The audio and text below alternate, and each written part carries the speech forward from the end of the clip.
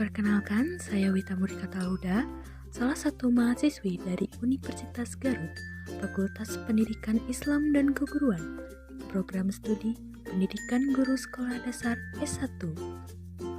Video pembelajaran kali ini ditujukan kepada siswa kelas 6 sekolah dasar dalam rangka memenuhi salah satu tugas mata kuliah multimedia pembelajaran di sekolah dasar dengan dosen pengampu Ibu Nurul Patonah MPD.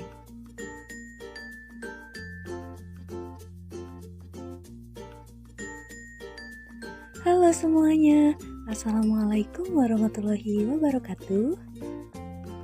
Bagaimana kabar kalian hari ini?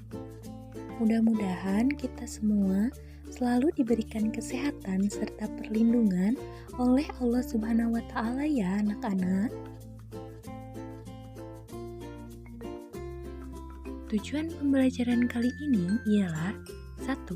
Siswa mampu menemukan ide pokok dan informasi penting serta menyajikannya dengan bentuk diagram. Kedua, siswa mampu mengembangkannya dengan menggunakan bahasanya sendiri secara rinci menjadi sebuah tulisan. 3. Siswa mampu mengidentifikasi perkembangbiakan generatif.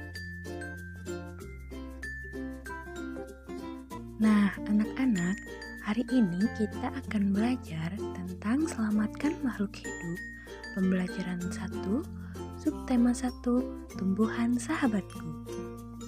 Sebelum kita memulai pembelajaran hari ini, mari kita berdoa di dalam hati. Berdoa dimulai. Berdoa selesai.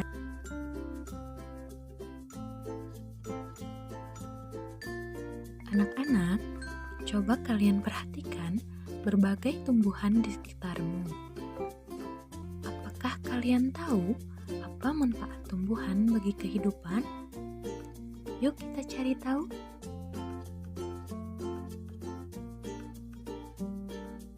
Amatilah gambar berikut. Dalam gambar tersebut terdapat hewan, manusia, dan tumbuhan. Coba kalian perhatikan apa saja manfaat tumbuhan bagi makhluk hidup di bumi.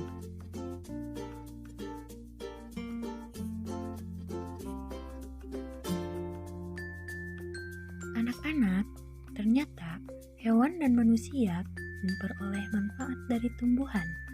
Manfaat tumbuhan bagi manusia antara lain 1. Sebagai sumber makanan.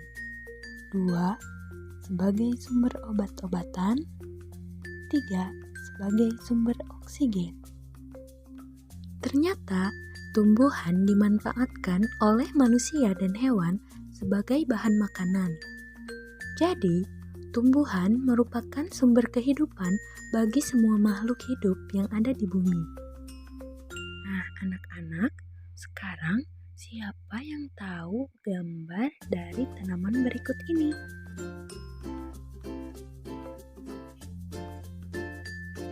Ya, betul sekali. Ini adalah tanaman jagung. Apakah kalian pernah memakannya?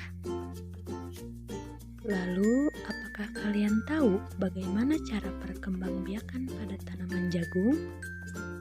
Yuk kita baca teks di buku siswa halaman 2-3.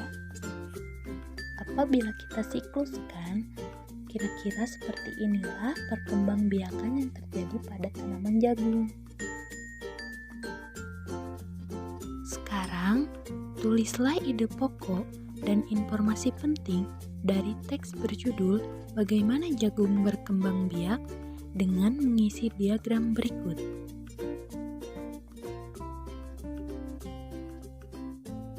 Salah satu contoh tumbuhan yang berkembang biak dengan bunga adalah tumbuhan jagung. Tepung sari pada bunga jagung akan terbang terbawa angin ketika angin bertiup.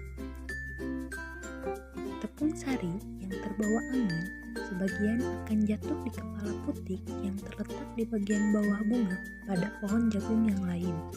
Ketika itulah terjadi pembuahan. Perkembangbiakan ini dinamakan dengan perkembangbiakan generatif. Tahukah kamu bagaimana proses perkembangbiakan generatif? Amatilah gambar bagian-bagian bunga berikut ini.